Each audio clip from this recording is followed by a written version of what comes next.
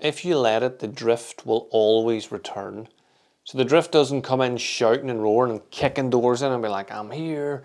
It actually creeps in over time. You just slowly let your standards slide. You slowly let areas of your life that you were like, this is going to be awesome. I'm going to keep working at it every day. I'm going to get better and better and better. And then life sort of happens and you slip a day here and a day there. And then eventually you look back and you go, fuck, I haven't even remotely done that in the last 2 weeks. So the drift is like a fucking ninja, sneaks in there. And the example that I would use is, I used to be a macho sleeper. I used to sleep 4 hours a day and I'd be like, 4 hours a night. I'd be like, fucking, I'm great. I'd take the odd nap and I'd think I was class. I don't need sleep. I'm super amazing. And then I started to look into sleep and actually read, it's way over there, but Matthew Walker's Why We Sleep. I read it and then I watched a few of his podcasts and I thought, fuck, I am being an asshole here. Sleep is super important and I am not in any way prioritizing it. So that's what I decided to do. I set an alarm for 11:30, no matter what I was doing. If I was with people, if I was out, whatever, the alarm went off, everything got shut down. I just went home. I did my nighttime prep and then I went to bed. And it took me probably about 3 weeks of doing this to feel like I was in a routine. Obviously the first week or so, I'd go to bed, I just lie there, and because I was so used to it for a long time, even when I went to secondary school, I used to stay up very late. Even if I was sent to bed early, I would just stay up, and then when everyone was asleep, except my brother, we'd end up playing the computer. This is a wee Sega, not a big fancy controller like you guys have. We had a wee Sega controller. Actually, most of you are probably my age, so you probably also had a Sega controller. Up, down, left, right, ABC. That's still a cheat for Sonic. Anywho, where was I? Oh, I sleep.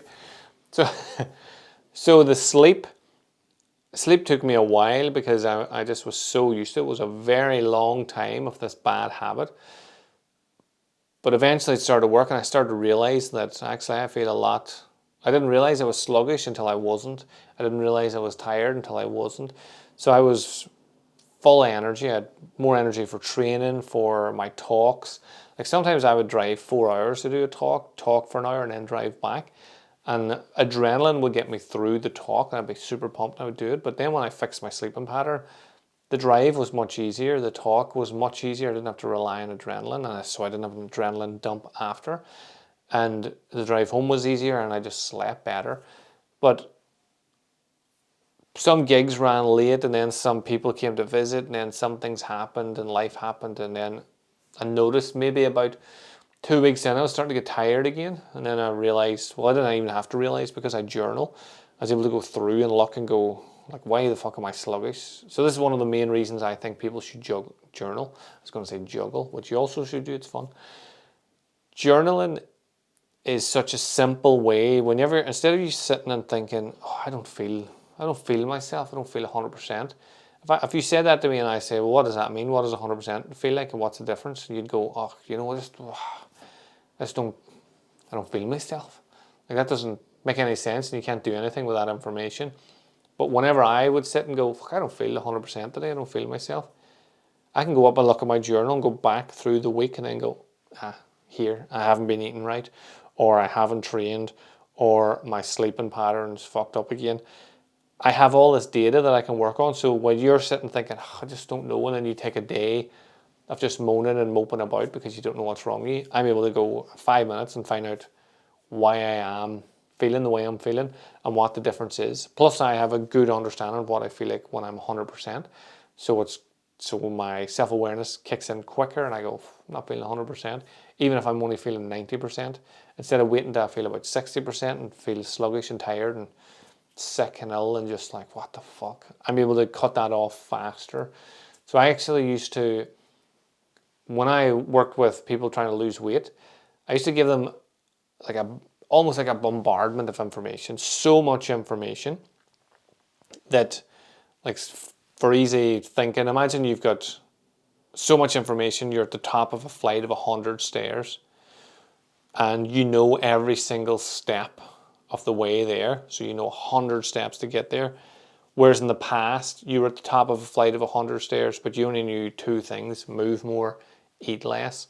So whenever you fail really far because the information was minimal. Whereas if you know every step of the way, you understand calories, you understand your macros, how to count calories, how to get steps in, why you should get your steps in, why you should train, your energy that you're burning, just your neat energy, all of it. Whenever you know all of it, you fall a couple stairs, but you have so much information, you catch yourself, you'll go, here, we're not counting our macros anymore. We're not getting enough water now. We're not sleeping as well as we should be. So then you catch yourself quicker and then you're able to go back up to optimal again. Whereas the less information that you had, you fall way further back, and it's why so many people rebound and bounce. So you're just seeing what else I've wrote here. So the drift will come in, so weight loss with sleep, with whatever it is, the drift will creep in. So I've wrote here, the discipline isn't just about a streak, it's about your recovery speed, which I explained there in the weight loss. Most people think the discipline is going to the gym, and I've been to the gym 4 times a week for the last 6 months, yay! But then they fall off the wagon, say summer comes, or they're, like, I used to work with a lot of brides when I did my PTing, and they would go 100 mile an hour until a week and a half before the wedding. Then all the visitors start coming, so they cancel, and then they'll be like, I'll be back after the wedding, and then I'll be back after the honeymoon, and then eventually I hear from them after they've had a kid, and then they come back because they want to lose their baby weight. So the streak isn't the important thing, it's how fast you can recover from like a fall. So the drift happens when your systems break, not when your willpower fails. So when you're at the top of this 100 steps and you're losing weight and everything's going great, it's not your willpower, oh, I overate that day and then overate that day. It's your system. It's why did you overeat? Why did you not get your steps in? Why did you not drink your water? Why did you not do the things you were doing? Like, the discipline is just, you just do it anyway. That's it. Like, the discipline is just the precursor to action, whereas willpower is something that you have to feel, you have to have, like, oh, I don't have the willpower today to just do that, or I don't have the willpower to stop smoking or vaping or whatever it is. It's not about willpower, it's about discipline. You just fucking do it, and then you get the cravings and you get the annoyance, but you keep coming back to your systems. Well, how did I stop the first time? I stopped smoking because every time I wanted to go and smoke, I went outside and did some qigong. So psychologically, I was still getting that sensation of being outside, of taking deep breaths. Like, just if you actually think about smoking as an example, you don't really get anything from that except psychological. You get a wee nicotine hit, but you can get that from good qigong, good deep breathing, focused breathing. You can get the same high that you get from your nicotine. So your systems are what failed, not your willpower. And then self-awareness makes you recognize drift early and helps you move back into just your systems, into your patterns. So the more aware you are of yourself and how you are when you're feeling 100%, when you're on track, that's how you catch yourself from that wee sneaky ninja drifting you away. Catch yourself early, feeling sluggish, feeling tired. You look at your journal, or you just sit down and think, why is that? Well, I haven't been doing my steps, I haven't been walking, I haven't been sleeping properly, whatever it is. So this is your challenge action for this week.